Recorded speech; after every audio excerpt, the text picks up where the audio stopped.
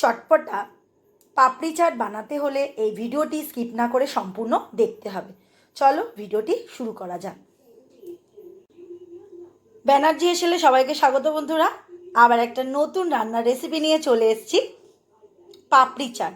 তো আমরা ঘরে কি করে পাপড়ি চাট সিম্পল পদ্ধতিতে কিভাবে বানাবো, বাইরে না বেরিয়েও ঘরের চটপটা পাপড়ি চাট কী করে বানাবেন সেটা একবার ভিডিওটি স্কিপ না করে দেখতে থাকুন। চলো ভিডিওটি শুরু করা যাক। এখানে কি কি লাগছে দেখুন বন্ধুরা। এখানে 100 গ্রাম মতো নিয়ে নিয়েছি আমসত্ত্ব, খেজুর নিয়ে নিয়েছি, 1 মুঠো মতন বাদাম, চীনাবাদাম, টক দই, আর নিয়েছি এখানে ঝুরি ভাজা, আর এইরকম দোকান থেকে রেডিমেড কিনতে পাওয়া যায় পাপড়িগুলো তো আপনারা বাড়িতেও কিন্তু বানিয়ে নিতে পারেন। আমি এখানে সময় কম লাগবে বলে তাই জন্য একটু কিনে নিয়ে এসেছি পাপড়ি।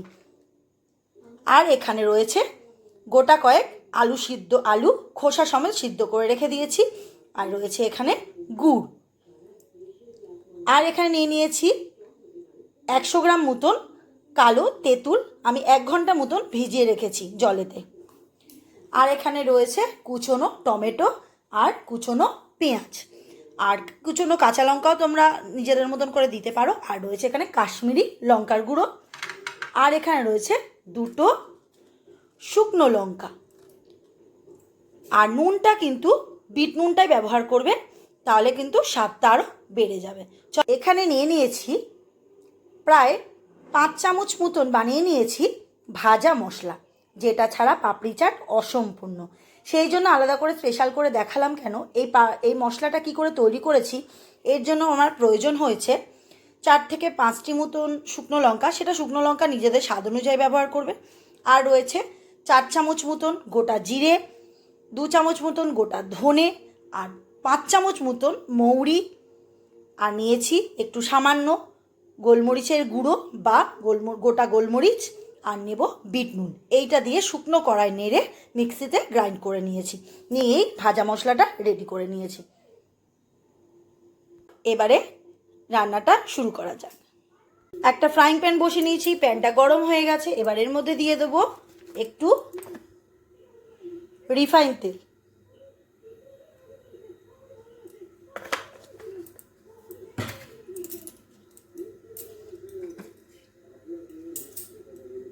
রিফাইন তেলটাও একটু গরম হয়ে গেছে। এবার দিয়ে দেবো 2টি শুকনো লঙ্কা। একটু শুকনো লঙ্কা থেকে ভাজা ভাজা গন্ধ বেরিয়ে এলে এবার দিয়ে দেবো এর মধ্যে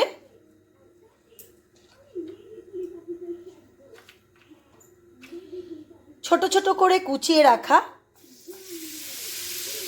খেজুর।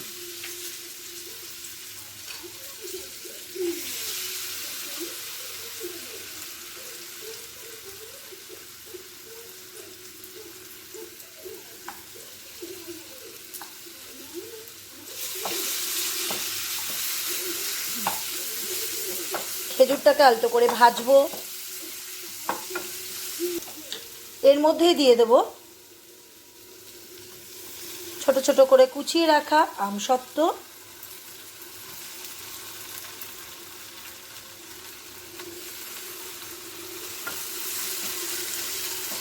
দিয়ে আর মধ্যে একটু বিট নুন ছড়িয়ে দেবো।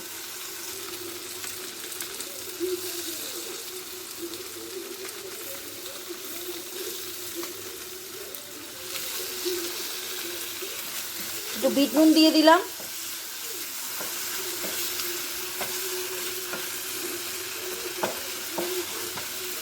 দিয়ে একটু স্টিমটা লো করে দেবো।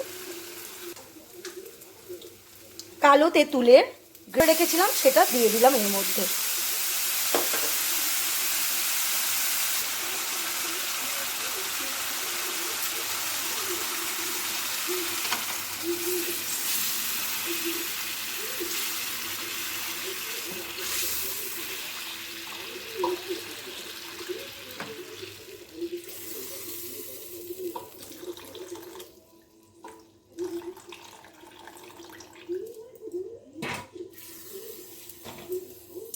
এবার আমি ফ্লেমটা বাড়িয়ে দিলাম, হাই ফ্লেমে করে একটু ফুটিয়ে নেব। যখন আমসত্ত্ব খেজুরটা নরম হয়ে যাবে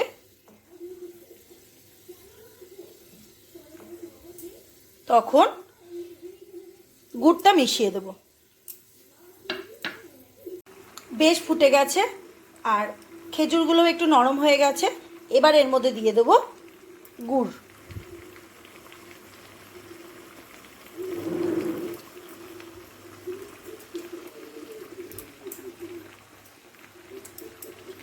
গুড়টা দেওয়ার পর যদি মনে হয় স্বাদটা একটু মিষ্টি হবে, যদি গুড় না থাকে সেটা কিন্তু চিনিও দেওয়া যেতে পারে, আর একটু গুড় থাকলে গুঁড়ো অ্যাড করা যায়।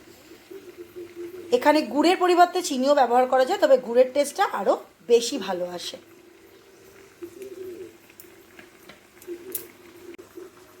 গুড় দেওয়ার পর খুব ভালো করে ফুটে ফুটে একটু চটচটে আসবে, ঠিক সেই সময়টা বন্ধুরা একটা কথা মাথায় রাখতে হবে, এখানে কিন্তু গুড়ের স্বাদটা কিন্তু একটু টেস্টটা বেশি হবে।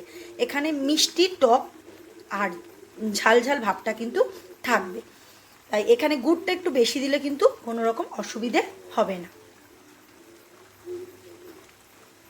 ঠিক এই স্টেজে আমি মিশিয়ে দিচ্ছি আমার বানিয়ে রাখা চটপটা মশলা। এর থেকেও ভালো খেতে এই কিন্তু চাটনিটা তৈরি হচ্ছে। এই চাটনিটা দই বড়াতেও ইউজ করতে পারো আর পাপড়ি চাটেও ব্যবহার করতে পারো।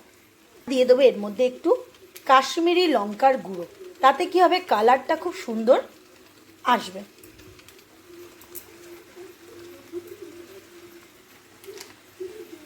আর এর সাথে একটু মিশিয়ে দিলাম, এখানে একটু মিশিয়ে দিলাম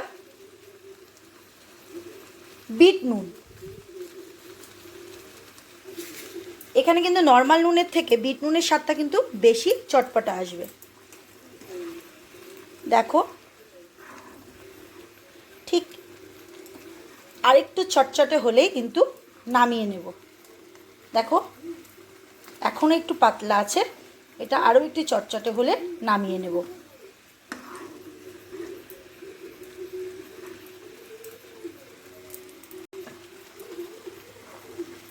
খুব বেশি ঘন করা যাবে না, যেহেতু এটা পাপড়ি চাটের মধ্যে ছড়িয়ে খেতে হবে, এর টেস্টটাও কিন্তু পাপড়ির সাথে মিশে থাকবে, সেই জন্য ঠিক এই স্টেজে কিন্তু নামিয়ে নিলেই ভালো হবে। তো আমি এখানে নামিয়ে নিলাম। তৈরি হয়ে গেল এটা দই বড়া অথবা পাপড়ি চাটের চাটনি। বা সিঙ্গারা বাড়িতে যদি বানাতে পারেন, সিঙ্গারার সাথেও এই চাটনিটা ব্যবহার করতে পারেন, সবার সাথে কিন্তু এটা ব্যবহার করে যেতে পারে।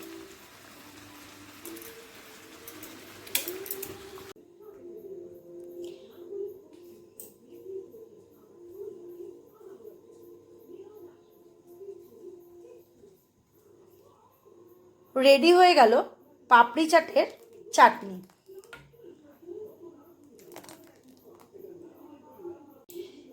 সেদ্ধ করে আলু যে নিয়েছিলাম সেখান থেকে কিছুটা পরিমাণে এখানে কুচিয়ে নিলাম, এরকম ছোট ছোট করে টুকরো করে কুচিয়ে নিয়েছি। এবার এর মধ্যে দিয়ে দেব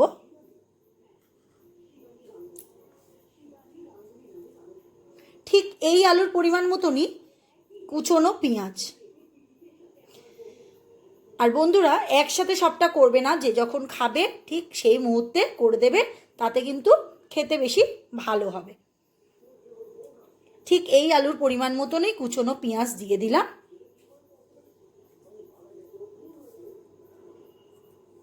আর দিয়ে দিলাম একটু টমেটো কুচো।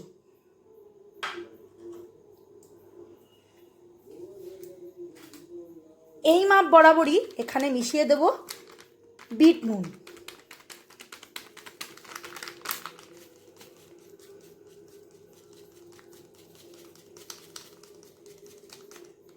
এইবার ভালো করে হাত দিয়ে এই আলুর সাথে পেঁয়াজ আর টমেটোটা ভালো করে মিক্সড করে নেব। যদি সবটা একেবারে করে নাও তাহলে কি হবে, সব আলু থেকে জল বেরিয়ে যাবে, যে যখন খাবে তখনই সেই মুহূর্তে বানিয়ে দেবে।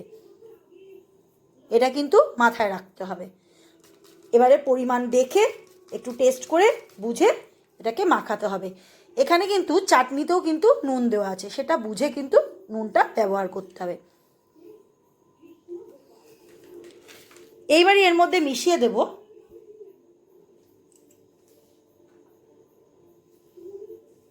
একটু ভাজা মশলা, একসাথে অ্যাড করলাম অল্প করে। এটাও ভালো করে মিশিয়ে নেব।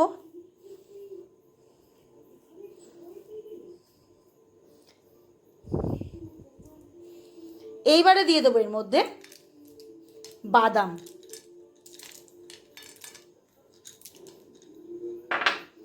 আর দিয়ে দেবো একটু ঝুরি ভাজা।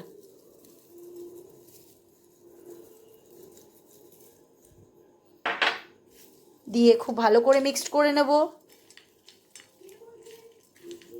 আলতো আলতো হাতে মিক্সড করে নেব।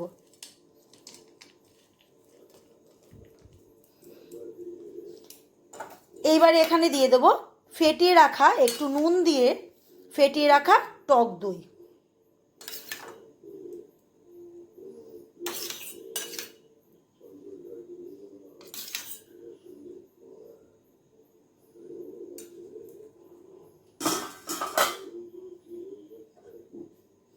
তারপর এর মধ্যে দিয়ে দেবো চাটনি।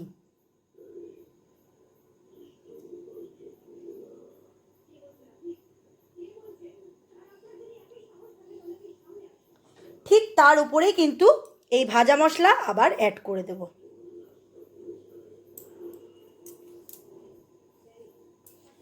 তার সাথে আবার একটু ছড়িয়ে দেব ঝুরি ভাজা গুটি কয়েক বাদাম।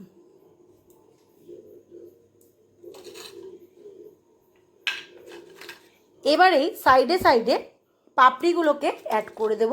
এই রকমভাবে কিন্তু ডিশটা রেডি করতে হবে প্রত্যেকের জন্য।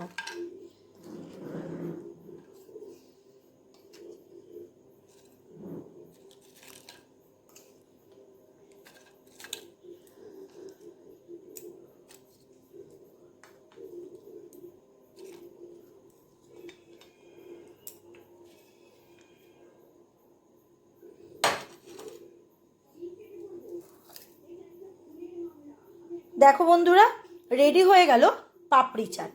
তো বাড়িতেই কীভাবে অনায়াসে বানিয়ে ফেললাম পাপড়ি চাট, তোমরা ভিডিওটি স্কিপ না করে দেখতে থাকো আর নিজেরাও বাড়িতে এইভাবে বানিয়ে ফেলো। যদি হাতে সময় থাকে তাহলে পাপড়িগুলো অবশ্যই বাড়িতে বানিয়ে নেবে, আর যদি না সময় থাকে রেডিমেড দোকানে কিনতে পাওয়া যায়, সেগুলো নিয়ে এসে চটজলদি বাড়িতে বানিয়ে খেতে পারো টিফিনেতে।